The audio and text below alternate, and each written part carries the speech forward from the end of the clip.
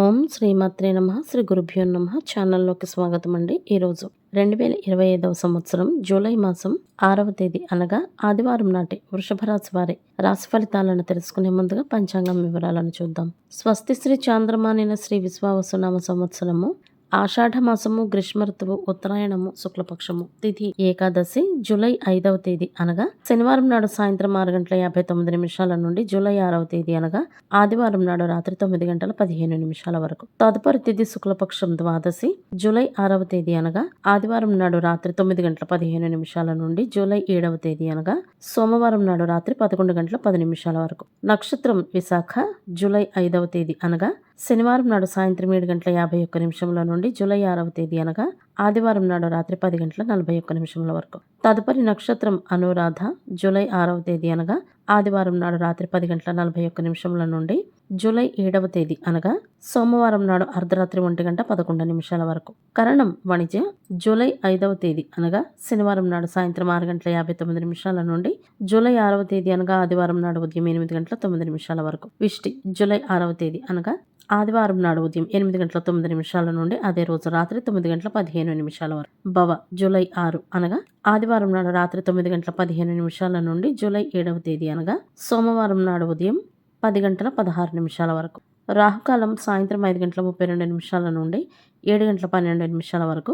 యమగండ కాలం మధ్యాహ్నం 12:31 నుండి 2:11 వరకు. గుళికా సమయము మధ్యాహ్నం 3:52 నుండి సాయంత్రం 5:32 వరకు. దుర్ముహూర్తం సాయంత్రం 5:25 నుండి 6:19 వరకు. వర్జము తెల్లవారుజామున 3:06 నుండి 4:52 వరకు. అభిజిత్ ముహూర్తాలు మధ్యాహ్నం 12:04 నుండి 12:58 వరకు. అమృతకాలం మధ్యాహ్నం 12:50 నుండి 2:37 వరకు. బ్రహ్మ ముహూర్తం తెల్లవారుజామున 4:14 నుండి 5:02 వరకు. సూర్యోదయం ఉదయం 5:50 సూర్యాస్తమయం సాయంత్రం 7:12 చంద్రోదయము జూలై 6వ తేదీ అనగా ఆదివారం నాడు మధ్యాహ్నం 3:32 చంద్రాస్తమయము అదే రోజు అర్ధరాత్రి 2:25 సూర్యరాశి మిథున రాశి జన్మరాశి చంద్రుడు జూలై 6వ తేదీ అనగా ఆదివారం నాడు సాయంత్రం 4 గంటల వరకు తులారాశి గుండా ప్రయాణించి తదుపరి వృశ్చిక రాశిలోకి ప్రవేశిస్తాడు. దిశాశూలం పడమర.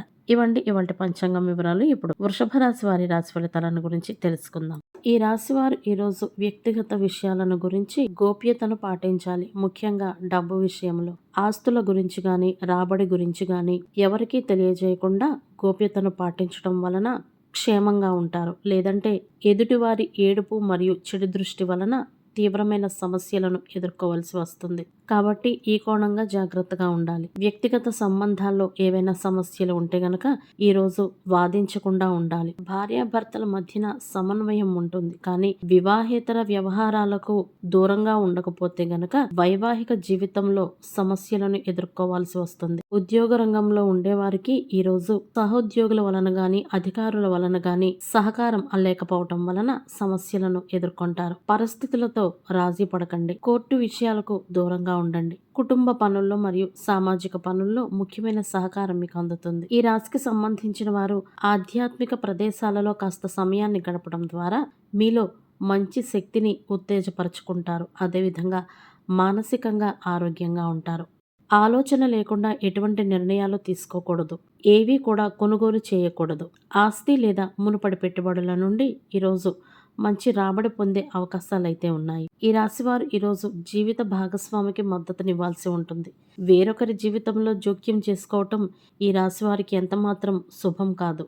ఈ రోజు కోపాన్ని మరియు ఆహాన్ని నియంత్రించుకోవాల్సిన రోజు. ముఖ్యంగా కుటుంబ వ్యవహారాలలో దూకుడు పనికిరాదు. సహనంతో వ్యవహరించాల్సి ఉంటుంది. తలపెట్టిన పనుల్లో ముందు చూపుతో వ్యవహరిస్తే గనక ఆటంకాలు ఎదురవకుండా ఉంటాయి. ఈ రాశివారి ప్రతిపాదనలకు ఈరోజు ఆమోదం లభిస్తుందని చెప్పవచ్చు. అయితే అనవసర విషయాల్లో జోక్యం చేసుకోవటం వలన గౌరవాన్ని పోగొట్టుకుంటారు. కాబట్టి ఇతరుల విషయాల్లో జోక్యం అనవసరం. అనుమానాలకు తావివ్వకూడదు. దొరికిన అవకాశాలను తక్షణమే అందిపుచ్చుకోవాలి. మనోధైర్యంతో ముందడుగు వేయాలి. స్థిరాస్తి వ్యవహారాలపై దృష్టి సారించాల్సి ఉంటుంది. పొదుపును అలవరుచుకోవాలి. ఎందుకంటే ఖర్చులు పెరగనున్నాయి. ఈ రాశి వారికి ఈ రోజు ప్రారంభంలో కొన్ని ఆటంకాలు ఎదురవుతాయి. కాబట్టి మనోధైర్యంతో ముందడుగు వేయాలి. ఆరోగ్యం పట్ల కూడా కాస్త శ్రద్ధ వహించాలి. ఈరోజు కడుపుకు సంబంధించి లేదా గొంతుకు సంబంధించి కొన్ని సమస్యలు వచ్చే అవకాశం ఉంది. ఉద్యోగ రంగంలో ఉన్నవారికి పదోన్నతులకు అవకాశాలు ఉన్నాయి. పనిలో ఈ రాశివారు చేసే ప్రయత్నాలు ప్రశంసించబడతాయని చెప్పవచ్చు. గతంలో చేసిన కొన్ని తప్పుల నుండి ఒక పాఠాన్ని నేర్చుకుంటారు. పాత స్నేహితులను కలవడం ద్వారా సంతోషంగా ఉంటారు. అంతేకాకుండా ఈ రాశివారు ఈరోజు తమ జీవన ప్రమాణాలను మెరుగుపరుచుకుంటారు. పెండింగ్లో ఉన్న కొన్ని ఒప్పందాలు ఏవైనా ఉంటే అవి ఖరారయ్యే అవకాశం ఈరోజు ఉంది. ఇంటి పునరుద్ధరణ పనులకు సైతం ఈరోజు ఈ రాశివారు శ్రీకారం చుడతారు. ఈ పనుల నిమిత్తం అవసరమైతే రుణం సైతం చేయాలని ఆలోచన చేస్తారు. ఈ రాశివారు ముఖ్యంగా జీవిత భాగస్వామి భావాలను గౌరవించాల్సి ఉంటుంది.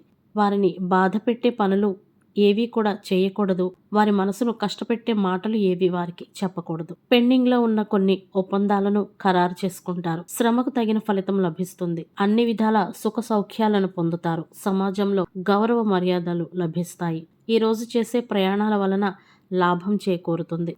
ఆదాయం బాగానే ఉన్నప్పటికీ ఖర్చులు అధికంగా ఉంటాయి కాబట్టి ఖర్చులను నియంత్రించుకోవాలి.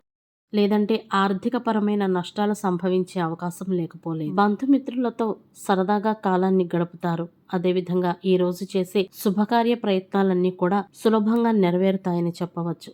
యువత ఈరోజు తల్లి మాటలను విస్మరించకుండా ఉండాలి. ఈ రాశివారు ఈరోజు వేరొకరి వైపు ఆకర్షితులవుతారు. ఈరోజు మార్కెటింగ్ మరియు ఆన్లైన్ పనుల ద్వారా వ్యాపారాన్ని అభివృద్ధి చేసుకుంటారు. కార్యాలయ రంగంలో ఉన్నవారికి కార్యాలయ వాతావరణం అనుకూలంగా ఉంటుంది. ఈ రాశి వారు ఇతరుల సమస్యలను పరిష్కరించడంలో చాలా ఆసక్తిని చూపుతారు. ఈ రాశి వారికి ఈరోజు కోపంగా ఉండటం ఎట్టి పరిస్థితులలో పనికిరాదు. ఇది సన్నిహితులతో సంబంధాలను పాడు చేసే అవకాశాలు ఉన్నాయి కాబట్టి కోపాన్ని నియంత్రించుకోవాలి.